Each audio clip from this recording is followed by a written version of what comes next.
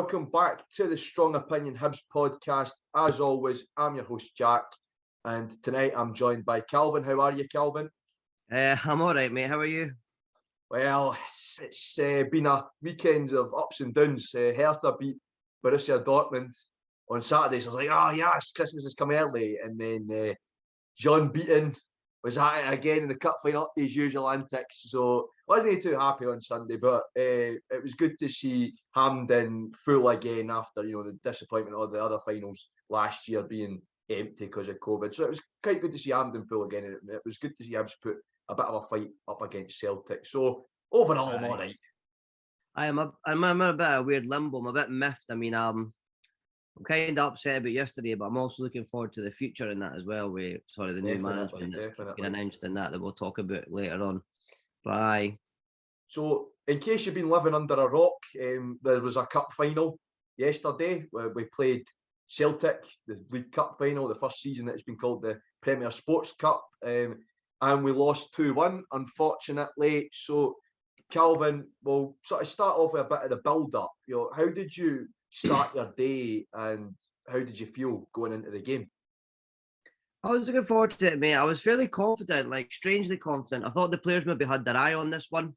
It was maybe an excuse for the league form, and I thought started the day just by trying got up early and that, took the dog for a walk, had the Hibs tunes playing on my walk, and I couldn't stop playing the one at the start of Train Spotting, Born Slippy. It's a tune, so I was playing that, going about, take the dog for a walk with my bucket hat on, and I was saying to the dog, next time I see the later on the night, Stanley, we've got to be cup winners, and obviously he was none the wiser, But I looking forward to I had a bit of an issue. I took my granddad with me. He came up, he forgot his bloody COVID passport, and I only phoned him the night before and the night before that to remind him, but he forgot his COVID passport.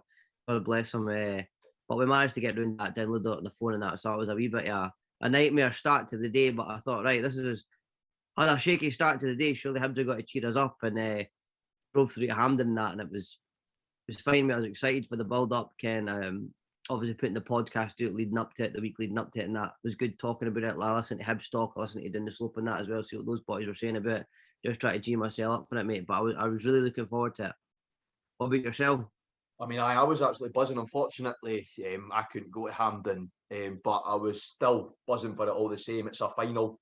You always want your club to do on a final. And I was strangely confident. I thought, well, the lads are going to play for David Gray, and although we're coming up against a very good Celtic side, I think we'll give it our all, and we'll just get stuck in about them. And and I was buzzing. I had all the Hibs tunes on, and I was all over Twitter and Instagram putting all this stuff on, and getting the goosebumps watching the video as winning the League Cup in 1991 and everything like that. And absolutely, aye. Reading that book, The Team That Wouldn't Die, and everything like that, talking about the 1991 League Cup, and then watching Rob Jones lifting the 2007 League Cup. I was just absolutely buzzing, and watched back that video with Dougray Scott, the one that Dougray Scott did to the club as well. That was brilliant. That's right, aye. I was absolutely buzzing, and you just get that buzz, and it was good. We went to Edinburgh to visit my gran, and it was good seeing all the supporters buses going onto the bypass and onto the motorway and everything. You're driving past all them and just seeing folk enjoying themselves, because at the end of the day, that's what football's all about for me. It was also good to see some of my pals going, like some of the girls from City on both the Celtic and the Hibs side of it. So it was good to see folk just going and enjoying themselves and getting buzzing for a cup final. And I was absolutely buzzing as well. So we'll move on and we'll take a look at the starting 11. So obviously it's an hour before kick-off, the team sheet comes out. What were your thoughts, Calvin? I was a bit surprised. I kind of thought he would have played the same team that played Dundee, which in fact that is. But Mason goals was a given. I thought he started Stevenson left back, probably just due to experience. You know what I mean? In cup finals, having won both and all of that. I thought he started him just due to experience, and I think Louis had a really good game, really solid game, and he was solid against Dundee as well. So no really any complaints there, and I think it was probably the right move as well in terms of Doig. Like Doig, he is still a young laddie.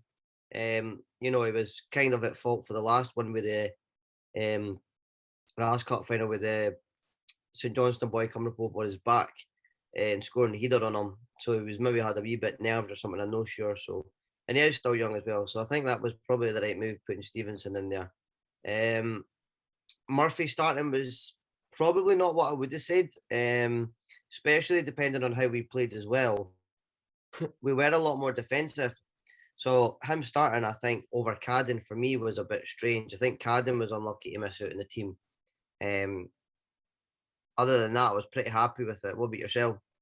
I was pretty happy with it as well. I would have preferred to have seen Cadden over Murphy as well. I think that's one a lot of folk would be saying, Cadden over Murphy, just simply because Cadden's been playing so well recently, and I just think Murphy's no really just been providing that much to the team. I think he has the odd good game, and then other times he's just a passenger in games. So I just don't think that Murphy's consistent enough to be starting in such a big game.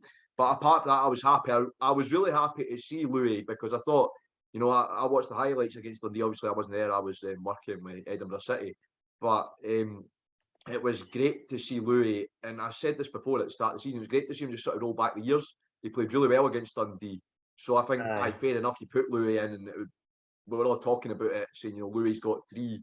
We were hoping to see Louis get 3. Unfortunately, it didn't happen. But it was great to see Louis start, because he brings that experience, he brings that sort of composure in as well. So I was very, very happy with the starting lineup. There was no complaints from me whatsoever there. I thought it was a strong team, and one that was, capable of giving Celtic a good game. And talk about the game itself, we'll sort of talk about the first half. And Calvin, what did you make of the first half at Hampden? Of course, you were actually there, so you'll be the best man to tell us about it. Well, the build up to the game as well, like in terms of key blocks having their due. I thought the display was pretty decent, nice and simple. Really got us up for it. It was a nice atmosphere as well. There's a lot of mist and that was across the pitch, and it was quite good to see. It was like a real wholesome sort of atmosphere. It was really weird. But first half, I think we were quite lucky to get in at the break 0-0. Although I don't think Celtic had many they had chances, but they were missing a lot of them, and I thought that's just going to be our sign. We've got to do this today.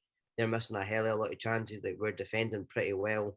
I thought Celtic were having a lot of joy down the left-hand side. They were tearing Stevenson apart, and I think they were tearing him apart because every time it was 2-on-1 every time. Stevenson, he was up against 2 of them because Murphy, when they dropped back and help him, and it was really frustrating because they were getting a lot of success doing their crosses into the box, which has been our kryptonite.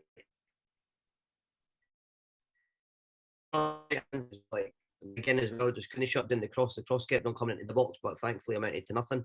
And the 2 centre-halves had a good game, Porteous and Hanlon.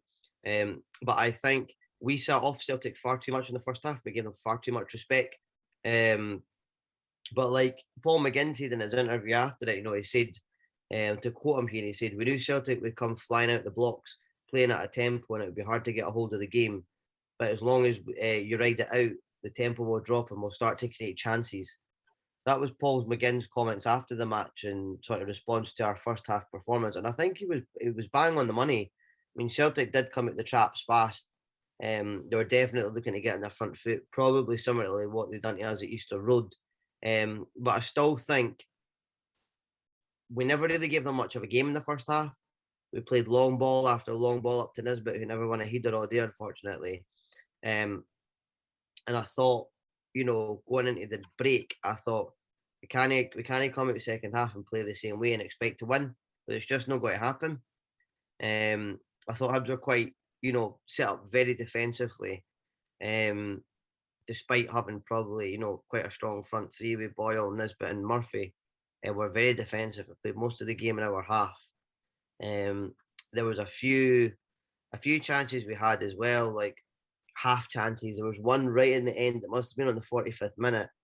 Murphy's bombing down the line. It's kind of the first time we've been in a half all game, and it's just have a shot. You saw it on the edge of the 18-yard box here, and it's just have a shot. It could go under Joe Hart. It could palm it into the box. Anything could go behind for a corner. Just get something on target, and he turns back and passes it back the way.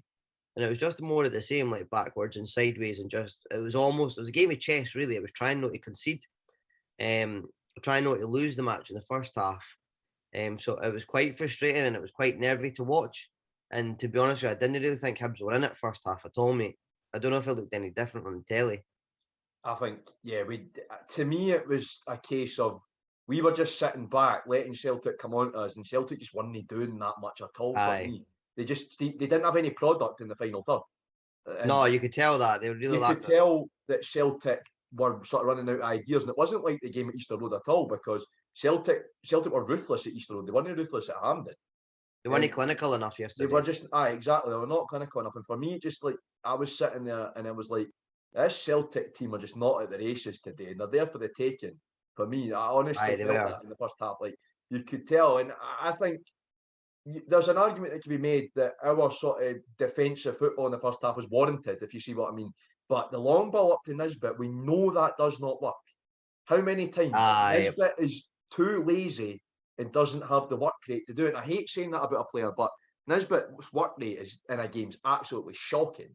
You know, I know, but one thing I will say is, yeah, I completely agree with you, mate. But one thing I noticed as well is he had a hard shift up there himself. I mean, and the lack of service he got. I mean, the centre mids gave him absolutely nothing to be desired in terms of passes, movement, anything. It was pretty poor. It was pretty poor all round. But I do agree with you. Nisbet at times, he's not aggressive enough for me. He's not aggressive enough in terms of being a striker. Like thinking, nah, I'm going to fucking leather this. But nah, he's not ruthless enough. He needs to learn that. It's a trait he needs to bring into his game. If he wants the big moves like he talks about, then he needs to bring that into his game. But yeah, for me, I think I wouldn't say we were lucky to go 0-0 after. Because like I said, Celtic just weren't offering much at all. You go at 0-0 at half time, and I was looking at that going, at that point, the game could go either way, honestly, because neither us nor Celtic were particularly great. So the game could honestly go either way. So we'll move into the second half now, and Hibs go 1-0 up. Calvin, do you want to give us your thoughts on the goal, and what was the atmosphere like when Paul Hanlon, the Hibs through and through, Hibs hero, headed us into the lead? What was the reaction in the stands? Well, it was weird because we got the corner. It was either a corner or a free kick, sorry. And it was Hazel had just been up to go buy my grandpa Brown a drink and a something to eat, a pie. And she sat down and she was putting milk in his tea. And I says, Hazel, you'll need to stand up there now. I says, because we're going to score here. And I says, and when we score, I says, this place is going to go mental and that tea's got to go everywhere. She had 2 teas. I says, that's got to go everywhere. I says, stand up. Right. She stood up. The cross comes in. I'm recording it on my phone because I thought, I just had a funny feeling. I thought, we're going to score this. Boom. Paul Hanlon, the desire he showed to get that, boom, into the back of the net. And you just thought, I knew it. Like, I didn't care what to feel. It was really weird. I didn't care what to feel. Like I was screaming up and down, like hugging Hazel, hugging my granddad, like kissing them both. I couldn't believe that we went and 1-0 up. But at the same time, I could believe it. It was really like a catch-22. It was really weird, and I thought, Christ, we're going to do this. We're going to do this. And the panic starts to set in, and it was so good seeing the players celebrating as well, even though they're on the opposite end for me, the opposite side. It was just bizarre, like sort of predicting it and then seeing it coming. And I thought, yeah, beauty, man, we've got to see this out. We've got to see this out. And I just thought when Hibs scored as well, I was sort of half greeting. I was greeting as well. I had tears in my eyes because just the emotion in that. Because I thought, like, it's the first time I've ever been to the cup final with my dad. My dad couldn't come with us, couldn't get time off work, eh? And it's like, Christ, that's the first goal I've ever celebrated at Hampden with my dad. And it was like, it was really strange because I missed him, eh? And at the same time, I sort of looked up in the sky and I just thought to myself, like, we're going to do this, Dad. Like, we're going to do it. And I felt like, no, in a weird way, but it's cup finals and that. I just thought, Ken, we're going to do this. We're going to do this. And it felt like he was there with me in my heart. Cup finals now are really sentimental like that, Ken, when it's for us and we didn't really get it that often. So it was bizarre. And then, because I hadn't even sat back down in my seat and the other end roared and I seen the ball go in the net and I thought, no again, man. I thought, no again. But it felt quite similar to when Rangers equalised against us at Hampden. I thought, we're no done here. We're no out, Ken. In the final we won, in 2016. It was like when Miller scored the equaliser. It was the same sort of feeling. I thought, right, let's get in about them Hibs, Ken. We're here for a fight. But no, it was electrifying, mate. It was a good buzz, but unfortunately, it was obviously cut a bit short. Aye. No, I thought it was brilliant for Hanlon. You know, just the awareness there when the ball came in, and nice powerful header as well. It's what you want out of a centre half when they're scoring. So I was just so happy. I was like, come on, Hibs. And then of course Celtic equalised. Now we'll talk about the Celtic equaliser. You know, was Kyogo offside for you? Did you think Kyogo was offside? Aye, it was. I've seen the replay. He's offside. Aye, he's definitely offside. There's no two ways about it. He's offside. It's as simple as that. Yeah, I think the thing for me as well is, like, I always say this about these decisions is, then of course it's not going to go your way. We have a league where we don't have VAR yet. Had we had VAR, that probably would have been disallowed. But you know, you can't say that. We've not got VAR, and football's a sport built on what ifs. What I always say about ones, especially with offsides, is we shouldn't have let Celtic get in that situation in the first place. I think we tried to play the trap and it didn't work that well. And he is offside, but the ball, the minute he runs, aye, ball goes in, the referee doesn't disallow it. That's football. They scored, the decision didn't go our way. That's unfortunately the way it works. So I don't dwell on these things too much, because at the end of the day, we let them get into that situation, if you see what I mean. And that's what I always say about offsides is, if it doesn't go your way, you've just got to look at as the defence didn't time it right, or you know, we weren't really keeping up with them. So I think you've got to look at it like that. But yeah, it was just so frustrating, especially after we just scored as well. Nah, for me the thing is, like, although we've not got VAR in that, Ken, as a cup final, I mean, these folk are paid to do their job. It's offside. The goal shouldn't have counted. It shouldn't have counted. The minute the ball is played through to Kyogo, Porteous' hands goes up. It goes up to say he's offside, and so does Hanlon's. He nips through, he puts the ball in the back of the net. Macy, McGinn, Hanlon, and Porteous, they're all looking at the linesman saying he's offside, he's offside, he's offside, and they're adamant he's offside. And the linesman doesn't do anything. He's obviously bottled it. Maybe he hasn't seen it, but the amount of times these referees and that they don't see these things that Celtic get and it goes for Celtic is unbelievable. It's unbelievable. It is, for me. It is. In fact, it's not unbelievable because it happens that often. That's the thing. And although we didn't have VAR in that, I mean, about 2 minutes later there was look at the video already on their phone saying he's offside. Look at that, he's offside. Mm-hmm. And Kenny scored an offside goal against Hearts the other week as well. And it's like, Ken, when do any other teams in the country really get the type of? We'll come on to that anyway. But for me, it's offside. It was definitely offside. It was bad, and it was very similar to the one he scored against the Hearts at Parkhead as well. And you just got to look at that and think, you know, but at the same time, it is what it is. So, talk about the Celtic winner now. That must have been sickening. You know, it was sickening enough at home. That must have been sickening being in the stadium. What were your views on the Celtic winner? It wasn't a free kick. The minute it went up for the header, the two of them went for a header, a 50-50. The Celtic guys came down, he's touched the back of his head like that. Whistle, straight away, free kick. For what? It's a contact sport. You're allowed to challenge for the ball. You're allowed to do that. It's in the rule book. How is it a free kick for Celtic? How? Because the Celtic players asked for it. The linesman's never signalled. The referees gave it. He's put the ball on the ground. He's not even blown his whistle to sort of resume play. The boys put the ball down. He's chipped it right over to Kyogo. He's run on it and he's lobbed it over. And everyone's standing saying, "You've not even blew the whistle to say, Ken, the match can resume." He's not done that. Why is he not done that? It was a strange one for me. Like, first of all, I completely agree. It wasn't a free kick. And you had, you know, I was looking at Twitter as well, and you had Joelle Murray, obviously women's captain, and she's a centre half, so she'll know about this. She's a centre half. She's like, "There's no way is that a free kick." Now, you know, and I think you look at that and you go, "Yeah, it's not. It's just no way it's a free kick." Also, Joelle, I just like Dad said, Kyogo was offside, and Joelle's again centre half. She knows all about offside and everything like that, and where the line is, and how to keep up with that. So I think you've got an experienced centre half telling you that wasn't a free kick and that wasn't an offside. So that just goes to show an experienced centre half with a UEFA A licence and coaching as well. I'd like to add. So I think you look at it like that, and you just go nah, and then whistle doesn't even get blown, and you go, if that's any other team we were playing, if that was Aberdeen, they pull it back. They pull it back. Exactly. If that was Aberdeen, if that was Hearts, if that was St Mirren, if that was Ross County, if it was bloody Greenock Morton, they would have pulled it back.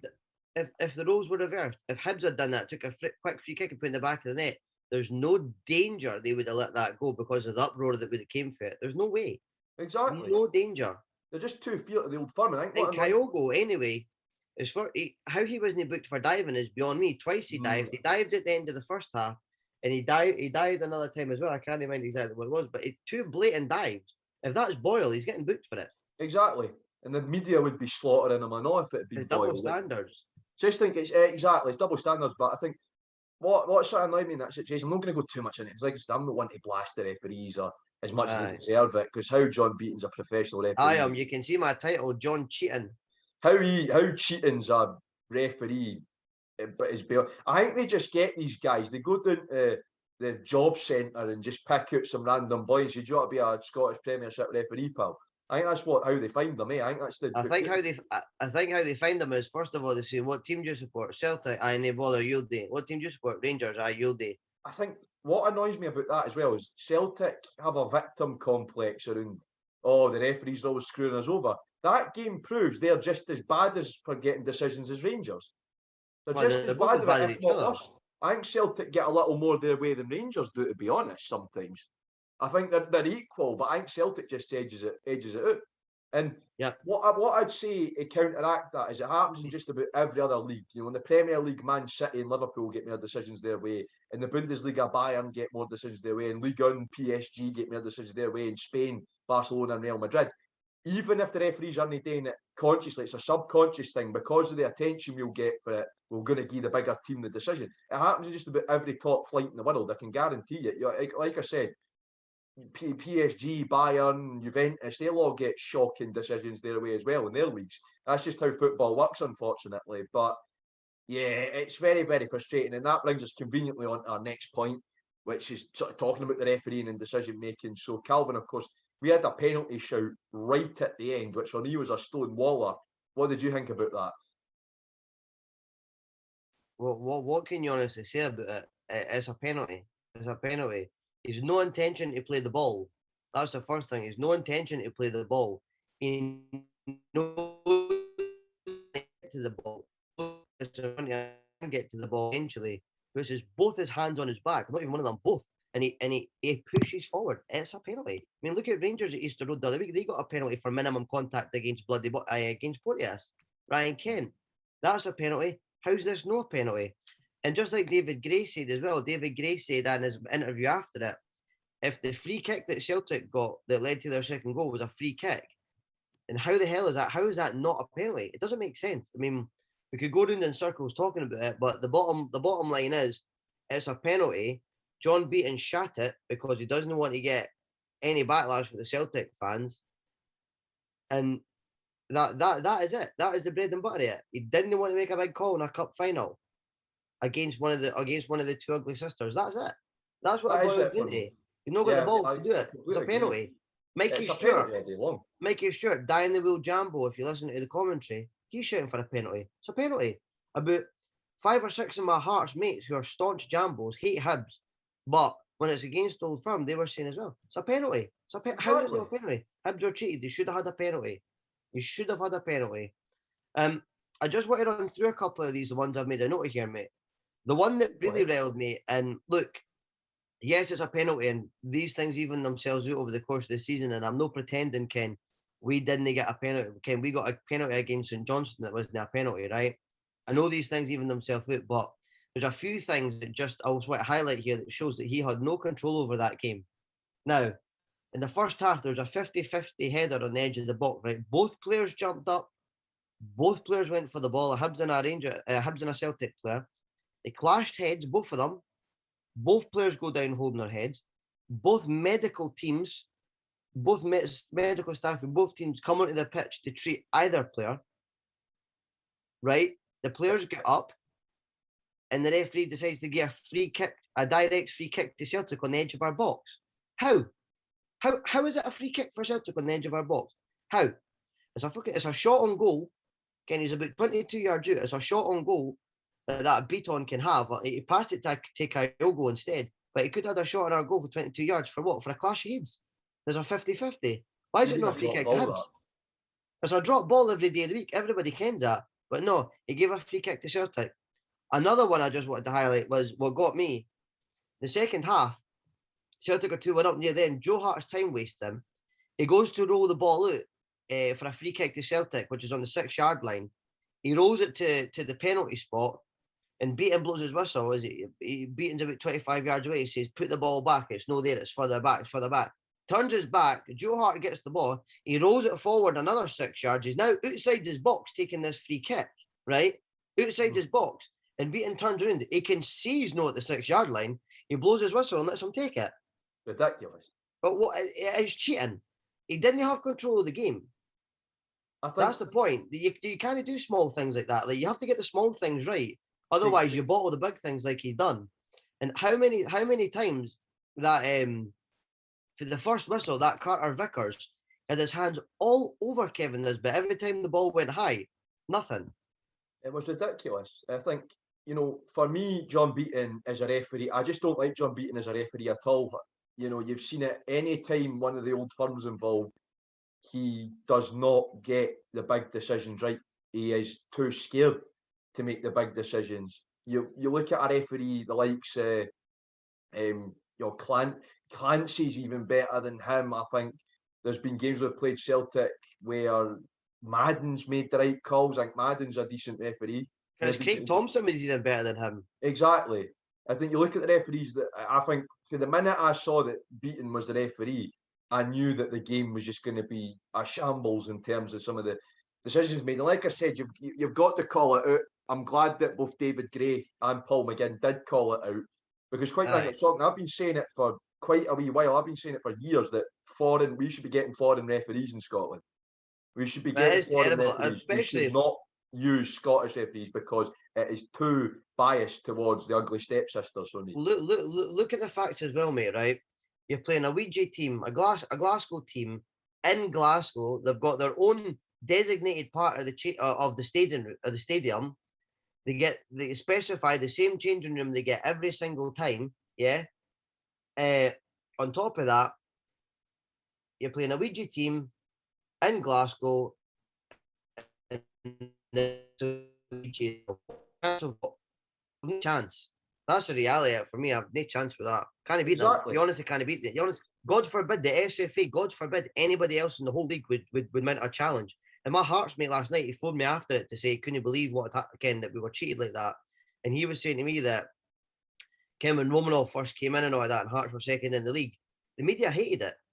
The media were sick because it wasn't the two of them. It wasn't Celtic and Rangers. It was Celtic and Hearts. They couldn't stand it. Yep. They can't stand anyone else mounting a challenge. I mean, St Johnstone last year winning those cups was probably embarrassing enough for the SFA. Do you know what I mean? They hated it, didn't they? But I think for me, it's a problem that's been in Scottish football since the dawn of time, and it's never going to change, unfortunately. It's been around for hundreds and hundreds of years. It's never going to change, and I think you just need to take a look at it. For me, cup final should be played in the capital city, like it is in just about every other major European football country. Why it's no Murrayfield, I've no idea. The DFB Pokal is played in Berlin at the Olympia Stadium. The Spanish Cup finals played in Madrid at the Bernabeu. The English FA Cup finals played at Wembley. The French Cup finals played at the Stade de France. The Russian Cup finals played at the Luzhniki in Moscow. So why are we not playing it in Edinburgh? The Cup final and the national football team should play in Edinburgh, the capital city of the country. And people go, but then the problem is you get people going, oh, that's biased because the Hibs are from Edinburgh. Yeah, that's on the wrong side of the two. That's Jambo territory where Murrayfield is. All the posh country club people live in that part. As well. Even Hampton's a dump. It's an absolute dump. The surrounding area is an absolute dump as well. Even the cafes, the restaurants that are around Murrayfield, so much nicer, so much more inviting. It's a nicer part of the town. You can get a nicer part of the world. You can get a train right to Haymarket. You can get a tram right outside the front door of Murrayfield. Got to get yesterday, right?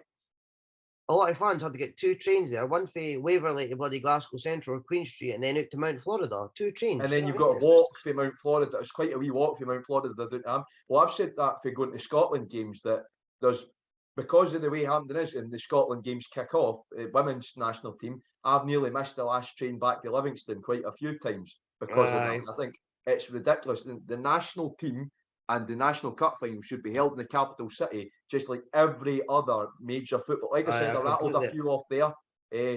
So I think it's no good for me. It's absolutely ridiculous. And Murrayfield, nicer part of Edinburgh that it's in than compared to where Hampden is in Glasgow. Easier to get to, and I think it's just a nicer stadium, Murrayfield, as well. You're not a million yards back for the pitch, half a mile back for the pitch. Can't see anything.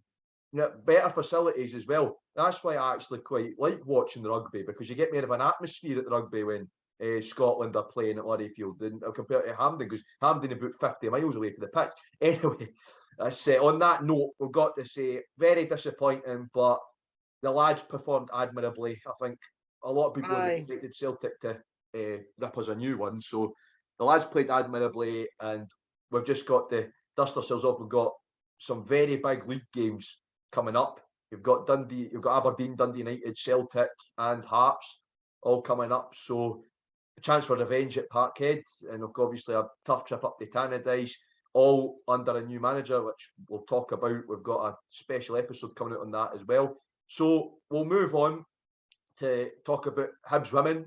Obviously, it's always more positive when we talk about Hibs women.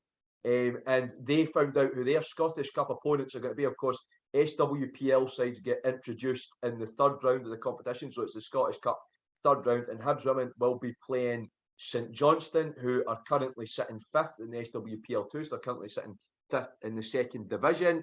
So, Calvin, what are your thoughts on the girls drawing St Johnstone away in the Cup? I think it's a good draw to avoid any of the top 3. Do you know what I mean? Hearts, sorry, not Hearts. Glasgow Rangers and Celtic. It's good to avoid them. Just be a good confidence builder, because they had a hard run of fixtures there and that. And I think the girls will be a good draw for them. It's one they should obviously win, and I think they will do. No, I have no worries about that, mate. I think we've seen, obviously when we went to the Hibs Hearts match, the girls look good. And I think this will be another confidence builder for them, another big score. Yeah, definitely. Well, you look at when we played. I mean, I've got to echo that as well. I think I'm glad we avoided a top flight side in general.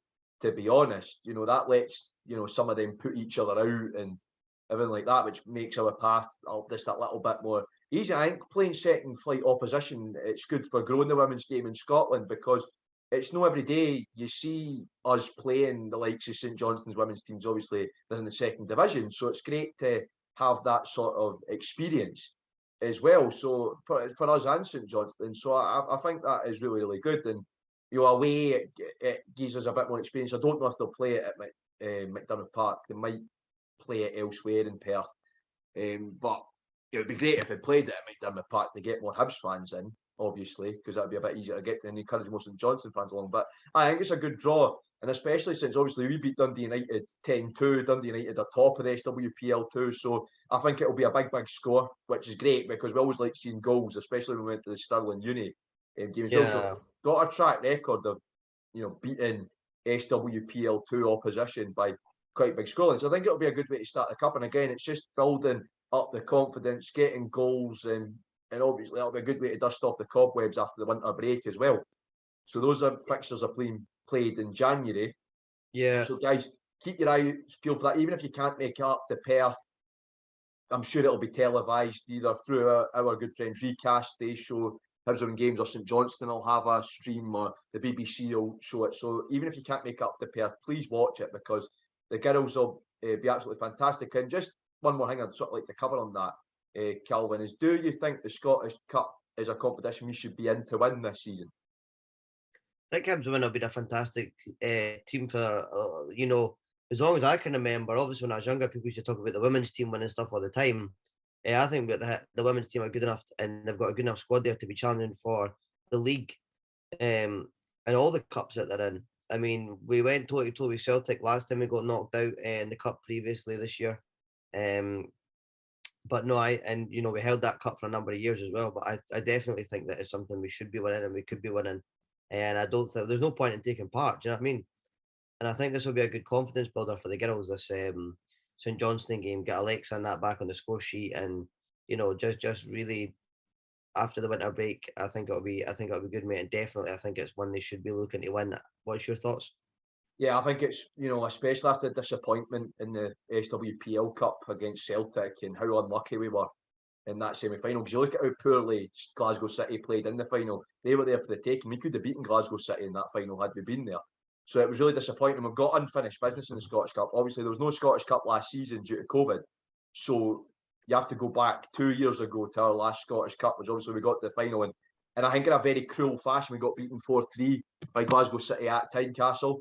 It was a great game, and we were just really, really unlucky not to come away as winners from that game. So I think we've got unfinished business as well. So it'd be great to see us win because we've got the team. I've got to agree with you that we've got the squad to do it. And I think, Dean's building something. Dean's been building it up, and it would be great to see him get a trophy as well to prove people wrong. Because you looked at that League Cup semi, and a lot of folk at that point were saying, is he the man for the job? And I think, it would be great to see Dean win a cup because he's got the players, and it would be good for his career as well. Obviously, he's just starting out in senior management. He's coming out from the academy system. So I think it would be great to see him win a cup as well. So hopefully we're in it to win it. Best of luck, girls. I know you'll do us all proud. And we'll just finish off with one more segment. And of course, it's everybody's favourite segment. We have a good cathartic rant about things. It is, of course, get in the bucket. So, Calvin, what is getting in the bucket for you this week? Get in the bucket, John Cheaton.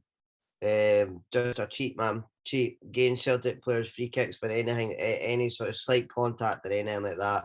The Glasgow bias. Just get it in the bin. I hate it, man. The sooner we get rid of the two of them, the better. I hate them both equally. I got no time for any of them.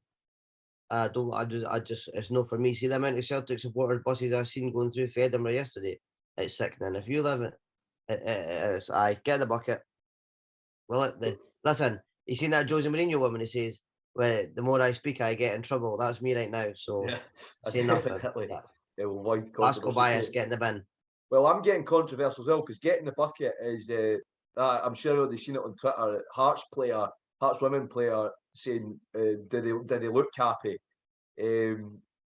after we lost the cup final? Well, I've just got to say, you can see the picture behind me. Me and Siobhan looked very happy after we used a 3-1 pumping on your home patch. That's what I've got to say about that. And Emily Much looked really happy when she saved the penalty as well. So we looked very, very happy at Tynecastle. And we look very, very happy in the last 4 Edinburgh derbies that we've won in a row. So, that's all I've got to say. We look very happy when you pumped us at the cup a few years ago, 7-1. So, we're very, very happy. And like I said, me and Shiv look very, very happy as well. So that's what I've got to say. She can get in the bucket for that one. Also, I'd just like to say a professional footballer coming away with stuff like that on Twitter. If that had been a Hibs player, because I know we run a tight ship in terms of our media and everything, that had been a Hibs player. If that had been Siobhan that had said that if Hearts had got beat, the club would have got on to her about it, and rightly so. I think you're providing an image of your club. You're a club representative, and I know you can be a fan all you want, but at the same time, there's an expected level of behaviour, and she didn't display that. So I think it was very, very unprofessional. So, all I've got to say to her is we looked very happy on Wednesday night. Me and Shiv were delighted. And I was delighted as well. So that is that from us. Thank you for listening, everybody. We'll have another episode out talking about Sean Maloney and what the future holds for him as manager. But until then, we'll see you all later. Glory, glory to Hibs.